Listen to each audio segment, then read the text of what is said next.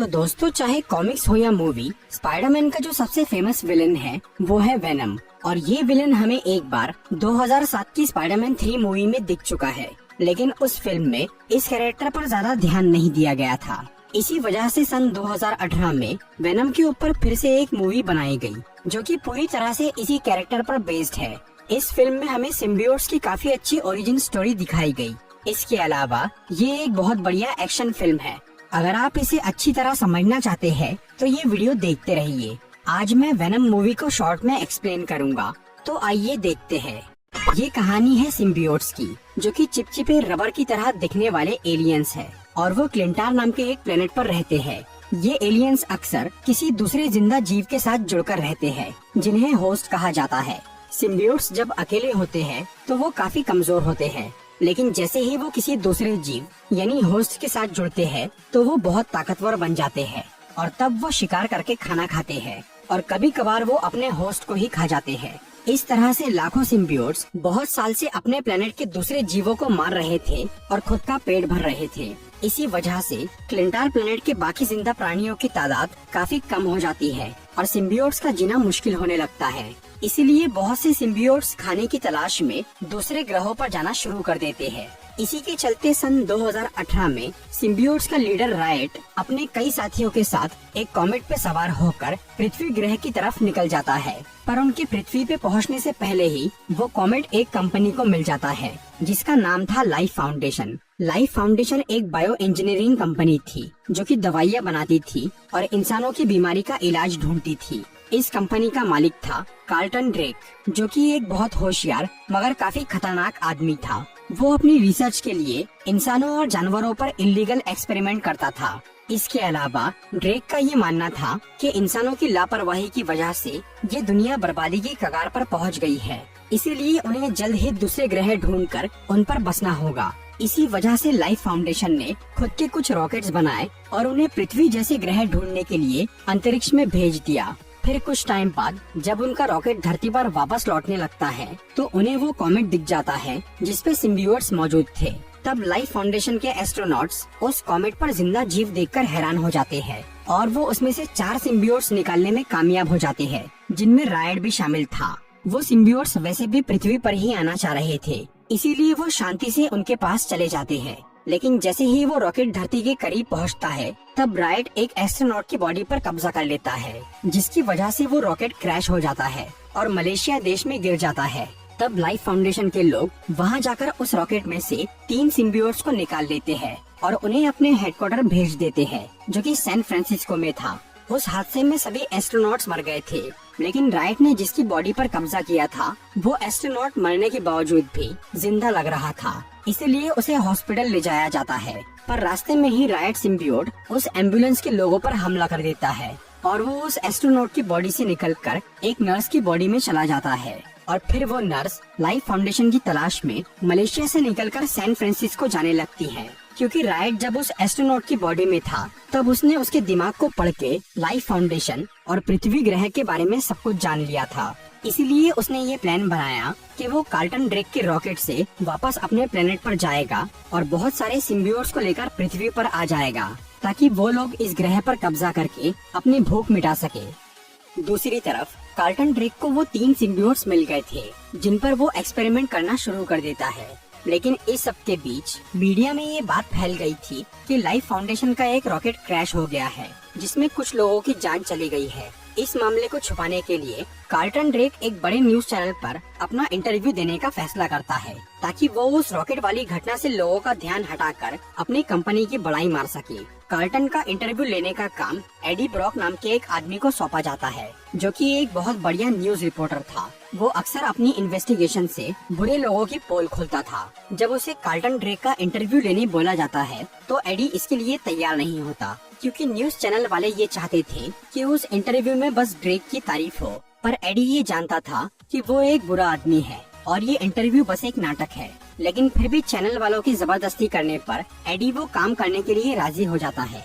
इसी दौरान एडी अपनी मंगेतर एन वेइंग से मिलता है, जो कि एक वकील थी और फिलहाल वो लाइफ फाउंडेशन की लीगल केस संभाल रही थी। एन के कंप्यूटर से एडी को ये पता चल जाता है कि लाइफ फाउंडेशन के इलीगल एक्सपेरिमेंट्स में कई लोगों की जाने गई है। इसके अगले दिन जब एडी कार्ल्टन का इंटरव्यू लेता है तो वो उसके इलीगल एक्सपेरिमेंट्स की बात करके उसकी पोल खोलने की कोशिश करता है, जिसकी वजह से ड्रेक एडी और एन दोनों को नौकरी से निकलवा देता है और तब एन गुस्से में एडी से रिश्ता तोड़ देती है। इसके बाद एडी को कहीं भी नौकरी नहीं मिलती और वो बहुत मुश्किल से अपना गुजारा करता है। दूसरी तरफ फ्राइड सिम्बियोट अलग अलग लोगों के शरीर से गुजरते हुए मलेशिया से सैन फ्रांसिस्को आने की कोशिश कर रहा था।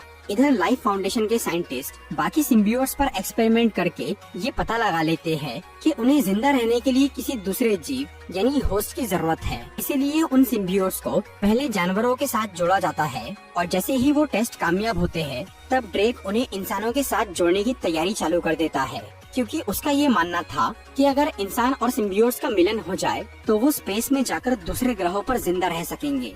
इसीलिए ड्रेक गरीब और बेघर लोगों को पकड़कर उन पर एक्सपेरिमेंट करने लगता है, जिसमें उन लोगों को सिम्बियोट्स के सामने खुला छोड़ दिया जाता है। इस प्रोसेस के लिए होस्ट और सिम्बियोट का सही मैच होना जरूरी था, नहीं तो उसमें होस्ट मर सकता था और उन एक्सपेरिमेंट्स में ज्यादातर लोगों का मेल नहीं हो पाता, जिसकी वजह से सिम्बियोट्स उन्हें अंदर से खाकर मार डालते हैं। लेकिन ड्रेक इस काम को रोकता नहीं, वो लगातार अपने एक्सपेरिमेंट करता रहता है और कई लोग मरते जाते हैं। ये सब देखकर लाइफ फाउंडेशन की एक साइंटिस्ट जिसका नाम डोरा स्कर्ट था वो बहुत घबरा जाती है और वो ये जानलेवा एक्सपेरिमेंट्स बंद करवाने का सोचती है, लेकिन वो पुलिस के पास नहीं जाती क्योंकि ड्रेक उसकी फैमिली को नुकसान पहुंचा सकता था। इसीलिए वो एडी ब्रॉक से मदद मांगती है कि वो ड्रेक का सच सबके सामने लेकर आए। पर एडी पहले से ही बहुत परेशान था क्योंकि कार्ल्टन ड्रेक ने उसकी जिंदगी बर्बाद कर दी थी। इसीलिए वो लाइफ फाउंडेशन के मामले से दूर ही रहना चाहता था, जिसकी वजह से वो डोरा स्कर्ट की मदद नहीं करता। लेकिन फिर कुछ टाइम बाद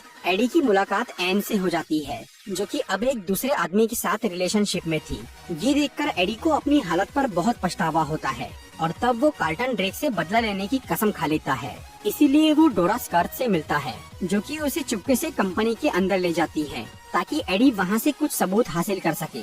फिर एडी वहाँ लैब में जाकर कुछ मरे हुए लोगों की फोटोज लेता है, पर तभी वहाँ उसे एक जानी पहचानी औरत नजर आती है जो कि एडी से मदद मांगती है। वो औरत असल में मर चुकी थी, लेकिन उसके अंदर एक सिम्बियोट था जो कि बाहर आना चाहता था। इसीलिए एडी जैसे ही उसे वहाँ से बाहर निकालता है तब वो सिम्बियोट उस औरत का शरीर छोड़कर एडी के शरीर में घुस जाता है। फिर एडी सबसे बचते हुए उस कंपनी से बाहर निकलता है।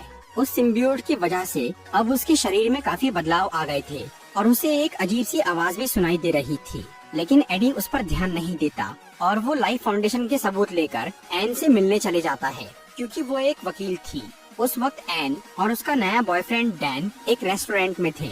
एडी वहां जाकर उससे बात करता है, लेकिन फिर वो उस सिम्बियोट की वजह से अपने आपे से बाहर हो जाता है। तब एन का बॉयफ्रेंड जो कि एक डॉक्टर था, वो एडी को अपने हॉस्पिटल लेकर जाता है और उसका चेकअप करता है, जिससे उन्हें पता चलता है कि एडी के अंदर एक दूसरा प्राणी है, लेकिन वो उसे उसकी बॉडी से बाहर नहीं निकाल पाते। दूसरी तरफ ड्रेक को ये पता चल जाता है कि डोरा स्कर्ट ने एडी को कंपनी के अंदर लाया था, जिसकी वजह से उनका एक सिम्बियोट वहाँ से जा चुका है। इसीलिए ड्रेक गुस्से में डोरा को एक सिम्बियोट के सामने छोड़ देता है, जिससे डोरा और वो सिम्बियोट दोनों मर जाते हैं। इसके अलावा एक और सिम्बियोट सही होस्ट नहीं मिल पाने से ज्यादा देर जी नहीं पाता। अब ड्रेक के 3 में से 2 सिम्बियोट्स मर चुके थे और जो जिंदा था वो एडी के शरीर में था। इसीलिए ड्रेक उस सिम्बियोट को वापस हासिल करने के लिए एडी के पास अपने गुंडे भेजता है। पर इधर एडी के अंदर जो सिम्बियोट था उसका उससे परफेक्ट मैच हो गया था। इसी वजह से एडी बहुत ताकतवर बन जाता है और वो उस सिम्बियोट की मदद से ड्रेक के गुंडों पर बहुत भारी पड़ता है। लेकिन फिर भी वो लोग एडी का पीछा नहीं छोड़ते। तब वो सिम्बियोट पूरी तरह से उसकी बॉडी को कवर कर लेता है, जिससे एडी एक बड़ा सा मॉन्स्टर बन जाता है। फिर वो उन गुंडों से निपट के सबसे दूर चला जाता है, जहाँ वो सिम्बियोट एडी को बोलता है कि उसका नाम वेनम है और उसकी प्रजाति के लोग यहाँ अपनी भूख मिटाने आए हैं और वो अपने ग्रह के दूसरे सिम्बियोट्स को भी यहाँ लाना चाहता है, जिसके लिए उसे कार्ल्टन ड्रेक के रॉकेट की जरूरत है। और उस रॉकेट तक पहुँचने के लिए वेनम एडी से मदद मांगता है। बदले में वो उसकी जान बख्शने और उसे ताकतवर बनाने की बात करता है, जिसके लिए एडी तैयार हो जाता है। लेकिन वो पहले कार्ल्टन ड्रेक का सच सबके सामने लाना चाहता था। इसीलिए वो अपने पुराने न्यूज चैनल के ऑफिस में जाता है ताकि वो अपने बॉस को ड्रेक के खिलाफ सबूत दे सके। पर उस बिल्डिंग में एडी को घुसने नहीं दिया जाता, इसीलिए वो वेनम वाले रूप में उस बिल्डिंग के ऊपर चला जाता है। वो वहाँ सबूत तो छोड़ देता है, लेकिन उसका भयानक रूप देखकर मिलिट्री वाले वहाँ आ जाते हैं और उसे घेर लेते हैं। तब एडी फिर से वेनम बनकर उन सबको हरा देता है। तभी एन वहाँ आ जाती है और वो एडी का सिम्बियोट वाला रूप देख लेती है, जिससे वो बहुत डर जाती है। इसीलिए एन उसे फिर से हॉस्पिटल ले जाती है, जहाँ डैन एडी को बताता है कि वो सिम्बियोट उसकी बॉडी को अंदर से सड़ा रहा है। हालांकि वेनम उसे बोलता है कि ये डैमेज सिर्फ टेम्परेरी है और वो उसकी बॉडी को ठीक कर देगा, लेकिन एडी फिर भी उसे अपने से अलग करने का फैसला करता है। एडी को अब तक सिम्बियोट्स की कमजोरी पता चल गई थी कि उन्हें तेज आवाज और आग से खतरा है, जो कि उसने एन को भी बता दिया था। इसलिए एन उस हॉस्पिटल की MRI मशीन से तेज आवाज निकालती है, जिससे वेनम उसकी बॉडी को छोड़ देता है। इसके बाद एडी उस हॉस्पिटल से बाहर चला जाता है और तभी कार्टन ड्रेक के आदमी वहां आकर उसे पकड़ लेते हैं, क्योंकि उन्हें लग रहा था कि एडी के पास वो सिम्बियोट है। दूसरी तरफ रायट सिम्बियोट अलग अलग लोगों से गुजरते हुए मलेशिया से सैन फ्रांसिस्को आ जाता है। फिर वो लाइफ फाउंडेशन पहुंचता है, जहां वो कार्टन ड्रेक के शरीर में घुस जाता है और किस्मत से उन दोनों का आपस में परफेक्ट मैच हो जाता है। तब रायट ड्रेक को बोलता है कि वो अपने ग्रह पर वापस जाकर दूसरे सिम्बियोट्स को भी यहाँ लाना चाहता है, जिसके लिए ड्रेक भी तैयार हो जाता है, क्योंकि वो सिम्बियोट्स और इंसानों के मिलन को विकास समझ रहा था। तभी उसके आदमी एडी को पकड़कर वहाँ ला लेते हैं। पर जब ड्रेक और रायट ये देखते हैं कि वेनम उसके साथ नहीं है, तब ड्रेक अपने गुंडों को एडी को मारने बोल देता है। उधर वेनम को ये पता चल गया था कि एडी को ड्रेक के आदमी उठाकर ले गए हैं, इसीलिए वो एन के शरीर में घुस जाता है और वो दोनों जाकर एडी को बचा लेते हैं। फिर वेनम वापस एडी के पास आ जाता है। अब वेनम का इरादा पूरी तरह बदल गया था। पहले वो रायट की तरह ही पृथ्वी पर कब्जा करना चाह रहा था, लेकिन अब उसे ये दुनिया अच्छी लगने लग गई थी और वो यहाँ पर इकलौता ताकतवर एलियन बनकर रहना चाह रहा था। इसीलिए वो रायट के खिलाफ हो जाता है और पृथ्वी को बचाने का सोच लेता है। दूसरी तरफ कार्टन ड्रेक क्लिंटार प्लैनेट पर जाने के लिए अपना रॉकेट तैयार कर रहा था, पर उसके सभी साथी ये समझ गए थे कि वो सिम्बियोट्स के पीछे पागल हो गया है। इसीलिए वो लोग उस रॉकेट लॉन्च को रोकने की कोशिश करते हैं, पर तभी ड्रेक रायट का रूप लेकर उन सबको मार डालता है। फिर वो अपने रॉकेट में जाने लगता है, लेकिन तभी वेनम वहाँ पहुँच जाता है। रायट को लग रहा था कि वेनम उसका साथ देने आया है, पर जब वेनम उसका विरोध करता है तो रायट उससे लड़ना शुरू कर देता है और वो वेनम को एडी से अलग करके उस पे जानलेवा हमला कर देता है। फिर रायट उस रॉकेट में बैठकर स्पेस में जाने लगता है, लेकिन तभी वेनम एडी से दोबारा जुड़ जाता है, जिससे वो ठीक हो जाता है और तब वेनम उस रॉकेट के फ्यूल टैंक को फोड़ देता है, जिससे वो रॉकेट ब्लास्ट हो जाता है और ड्रेक और रायट दोनों मर जाते हैं। इस सब के बाद एडी को उसकी पुरानी नौकरी वापस मिल जाती है, क्योंकि अब सबको लाइफ फाउंडेशन की असलियत पता चल गई थी और अब वेनम और एडी हमेशा के लिए साथ में रहने और दुनिया की रक्षा करने का फैसला करते हैं। और क्योंकि सिम्बियोट्स को इंसानों को खाने का शौक था, इसलिए एडी ये तय करता है कि वेनम सिर्फ बुरे लोगों को ही मारकर खाएगा। मूवी के मिड क्रेडिट सीन में एडी एक मुजरिम से मिलने जेल में जाता है, जिसका नाम था क्लीटस कैसिडी। कैसिडी एक सीरियल किलर था, जिसने अब तक कई लोगों को मारा था और उनकी लाशें कहीं छुपा दी थी। पुलिस ये जानना चाह रही थी कि उसने किस किस को मारा है और उन्हें कहाँ छुपाया है, लेकिन कैसिडी अपना मुंह नहीं खोल रहा था। फिर एक दिन वो पुलिस को बोलता है कि वो एडी ब्रॉक को अपना इंटरव्यू देना चाहता है, इसलिए पुलिस वाले एडी को उसका इंटरव्यू लेने के लिए बुलाते हैं। तब कैसिडी उसे अपनी कहानी बताने लगता है और बोलता है कि वो उस जेल से जरूर बाहर निकलेगा और फिर से लोगों को मारना शुरू करेगा। इसके आगे की कहानी वेनम 2 मूवी में दिखाई गई है। तो दोस्तों, ये थी वेनम मूवी की एक्सप्लेनेशन वीडियो। अगर आपको ये वीडियो अच्छी लगी हो तो